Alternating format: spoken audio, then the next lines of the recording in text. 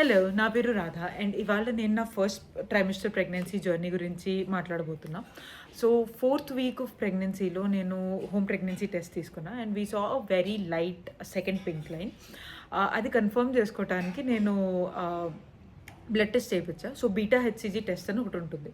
ఆ beta HCG అనే hormone బ్లడ్‌లో డిటెక్ట్ అయితే that means something related to pregnancy process has started. So, beta HCG test తీయించినప్పుడు the beta HCG levels were around 49-50.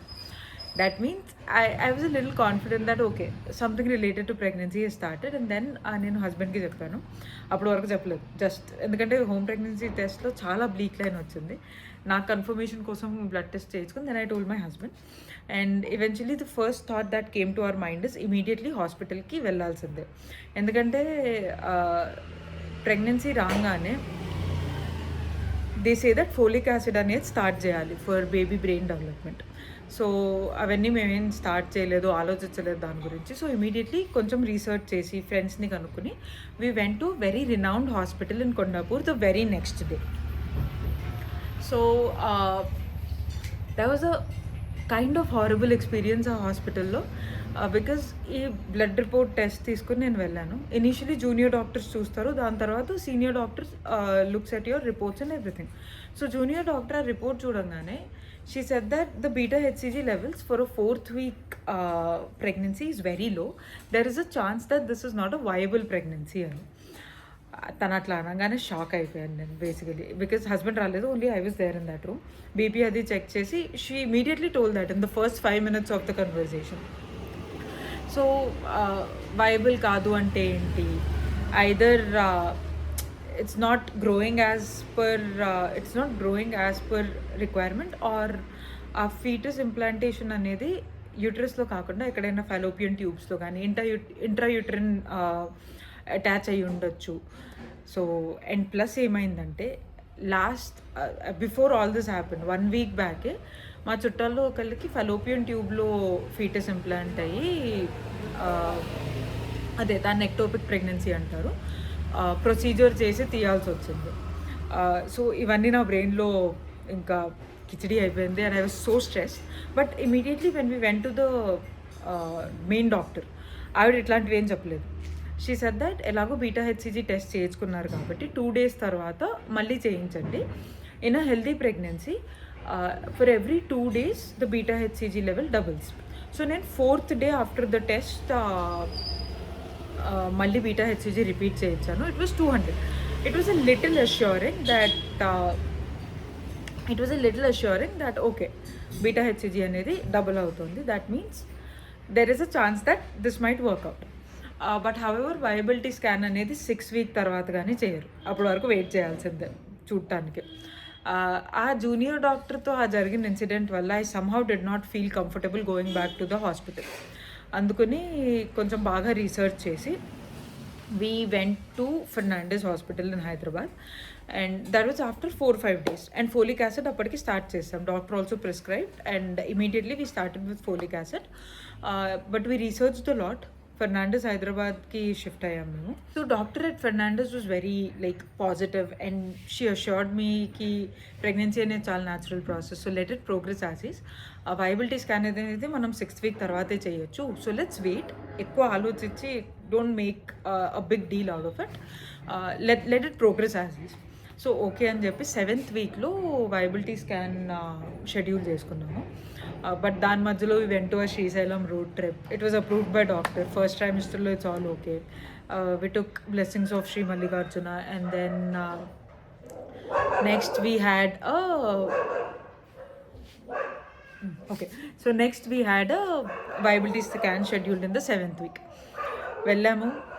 The first question I asked the scan doctor is యూట్రస్లోనే ఉంది కదా baby అని. ఎందుకంటే I've heard that ectopic pregnancy stories just a week back and it was really scary. Thankfully viability scan results were all good. We heard the heartbeat of the baby for the first time and it was so magical. So finally we're very thankful it all went well.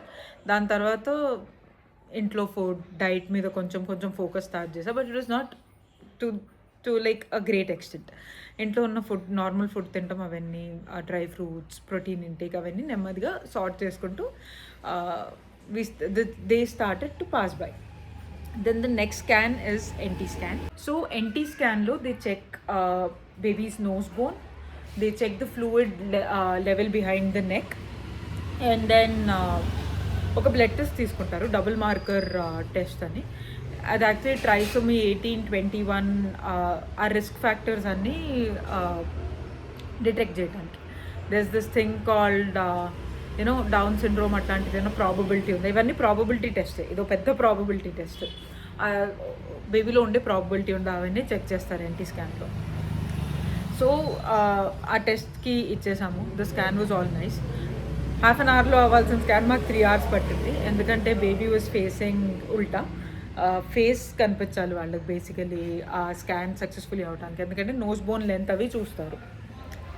So blood test ఇచ్చేసాం, scan అయిపోయింది, results వచ్చాయి. రిజల్ట్స్లో Pap ఏ అనేది 0.1 ఉంది నాకు. It's very low. So లో ప్యాపే risk అని వచ్చింది. సరే, మనం డాక్టరే, మనం ఎట్లాగో డాక్టర్ గూగుల్ దగ్గరికి వెళ్తాం కదా, గూగుల్ సెర్చ్లు, చాట్ జీపీటీలు అన్నీ చేస్తాం. సో ప్యాప్ ఏ లో ఉంటే again there is a chance that placenta సరిగ్గా ఫంక్షన్ అవ్వకపోవచ్చు, దానివల్ల బేబీకి గ్రోత్ రెస్ట్రిక్షన్స్ ఏమన్నా అయ్యే ఛాన్స్ ఉంటుంది అనేది రాసుంది అన్ని చోట్ల. అండ్ డాక్టర్ కూడా అదే చెప్పారు. And highlighting the word chance. So ఇది probability. There is a chance that placenta won't function well and growth restrictions లాంటి రిస్క్స్ వచ్చే ఛాన్స్ ఉంటుంది. ప్రెగ్నెన్సీలో అందరూ స్ట్రెస్ తీసుకోవద్దు అని అంటారు, కానీ ఏ చిన్నదైనా అసలు మదర్స్కి ఎంత స్ట్రెస్ వచ్చేస్తుందంటే I cried to sleep over it. అయ్యా ఇట్లా అయిందేంటి అని. దాని తర్వాత మా వాళ్ళు ఫ్యామిలీ డాక్టర్కి ఎవరికో చూపిస్తే వాళ్ళు ఏమన్నారు, ప్యాపే తక్కువ ఉంటే ఎకోస్పెరిన్ తీసుకోవాలి అని. మా డాక్టర్ ఏమో ఎకోస్పెరిన్ ఇవ్వలేదు. ఓకే, సో రీసెర్చ్ చేస్తే there is a mixed opinion. కొంతమంది డాక్టర్స్ ఎకోస్పెరిన్ ఇస్తున్నారు లో ప్యాపేకి, కొంతమంది ఇవ్వట్లేదు. సో నేను ఇమీడియట్లీ డాక్టర్తో మళ్ళీ ఒక అపాయింట్మెంట్ షెడ్యూల్ చేసుకుని అడిగాను. చాలామంది ఇంటర్నెట్లో ఎకోస్పెరిన్ వాడాలంటున్నారు, మరి దాని సంగతి ఏంటి అని. అన్నారు 5 years బ్యాక్ వరకు ఈ హాస్పిటల్లో కూడా ఎకోస్పెరిన్ ఇచ్చేవాళ్ళం లో ప్యాపేకి. బట్ రీసెంట్ స్టడీస్ ప్రకారం ఎకోస్పెరిన్ తీసుకోవటం వల్ల లో ప్యాపేకి పెద్ద ఇంప్రూవ్మెంట్ ఆర్ ఎఫెక్ట్ ఏమి ఉండదు. బికాస్ అగైన్ లో ప్యాపే ఇస్ జస్ట్ ప్రాబబిలిటీ. ఎకోస్పెరిన్ అనేది బ్లడ్ థిన్నర్. ఆ ఎకోస్పెరిన్ తీసుకోవటం వల్ల ఈ కేసెస్లో పెద్ద డిఫరెన్స్ ఏం రావట్లేదు, ఆర్ పెద్ద ఎఫెక్ట్ ఏమి ఉండదు, అందుకని ఎకోస్పెరిన్ ఇవ్వట్లేదు లాస్ట్ 5 years నుంచి అన్నారు, which made sense to me. And but still mother being mother, I was highly stressed for couple of days. 2-3 weeks అయితే ఫుల్ స్ట్రెస్ ఉండే నాకు. దాని తర్వాత eventually I started thinking a little positive about it. And నా focus మొత్తం లో ప్యాపే నుంచి తగ్గించి I shifted towards having very healthy pregnancy diet. And I use to think positive and just diet improve చేసే దాని మీద ఫోకస్ చేయడం స్టార్ట్ చేశాను. అండ్ మై వర్క్ నేచర్ ఏంటంటే ఇట్స్ వెరీ డిమాండింగ్. మార్నింగ్ 9-10కి స్టార్ట్ చేస్తే నైట్ 11 వరకు కూడా లాగౌట్ చేయడానికి ఉండదు. వర్క్ ఫ్రమ్ హోమ్ ఉండేది 3 days a week, 2 days ఆఫీస్కి వెళ్ళాలి. But it's like travel plus immense work. రాత్రి 11-12 కూడా పట్టేసేది అప్పుడప్పుడు. ఇంకా నా అంతా నాకు మేనేజ్ చేసుకోవటం అవ్వక I shifted to my mother's place. ఎందుకంటే మెయిన్లీ లో ప్యాపే విన్నాక only one thing was running in my mind at the end. నేను పాజిటివ్గా ఆలోచిస్తాను, నేను డైట్ పర్ఫెక్ట్గా తీసుకుంటా, ఈ 2 నా చేతిలో ఉన్నాయి కాబట్టి అవి నేను చేస్తాను. ఇంకా మిగతాది let's see what happens. It's just a probability. Let's just think that ఏది జరిగినా పాజిటివ్గానే జరుగుతుందని ఆలోచించి డైట్ ఒకటి మాత్రం కాంప్రమైజ్ లేకుండా ఎండ్ వరకు బాగా తీసుకోవాలి అని ఫిక్స్ అయ్యి, that's how I shifted to my mom's place. ఇంకా ఐ స్టార్టెడ్ టైమ్లీ మీల్స్. ఇది తినాలి, ప్రోటీన్కి ఇది తినాలి. లో ప్యాపే అంటే ఇట్స్ జస్ట్ అ ప్రాబబిలిటీ అన్నాను కదా. డాక్టర్స్ ఏం చేస్తారు అంటే ఎక్స్ట్రా మానిటర్ చేస్తారు లో ప్యాపే కేసెస్ని. ఫర్ ఎగ్జాంపుల్ గ్రోత్ స్కాన్ అనేది 30th వీక్లో ఉండాల్సింది ఓ 2-3 వీక్స్ ముందే చేస్తారు లో ప్యాపే కేసెస్కి. అప్పటి నుంచే వాళ్ళు baby wait, baby abdomen growth, brain growth, overall baby growth ఆ జెస్టేషనల్ ఏజ్కి కరెక్ట్ ఉందా లేదా అనేది చెక్ చేస్తారు. ఓ గ్రాఫ్ అవి చార్ట్ చేస్తారు, ఆ చార్టింగ్ చేస్తూ ఉంటారు ఎవ్రీ స్కాన్కి బేబీ గ్రోత్ కరెక్ట్గా ఉందా లేదా. ఇన్ కేస్ అటు ఇటు ఉంటే then they will recommend the next steps and everything. So overall అదే చేశారు. 1-2 స్కాన్స్ నార్మల్ ప్రెగ్నెంట్ లేడీస్ కన్నా ఎక్కువ ఉండే నాకు. And at the end of the day నా ఎక్స్పీరియన్స్ ప్రకారం I completed my full term. 40 weeks అయింది. The baby was of decent weight. In case కొంచెం తక్కువ వెయిట్ బేబీ వచ్చినా they regain their weight once we start feeding them. అదేం issue ఉండదు. And so ఒకటే ఏంటంటే ప్రెగ్నెన్సీలో ఏ చిన్నది వచ్చినా చాలా స్ట్రెస్ఫుల్ ఉంటుంది. బట్ ఈ ప్యాపే అనేది it's okay, it's just a probability. NT స్కాన్లో అంతా ప్రాబబిలిటీ రిజల్ట్సే అవి. ఇది అవ్వచ్చు అనే ఉంటుంది కానీ ఇది అవుతుంది అని ఉంటుంది. సో పాజిటివ్గా ఆలోచించి డైట్ బాగా తీసుకుంటే it will all be fine. ఈ వీడియో మీకు ఇన్ఫర్మేటివ్ అనిపించి నచ్చినట్టయితే please like, share and subscribe.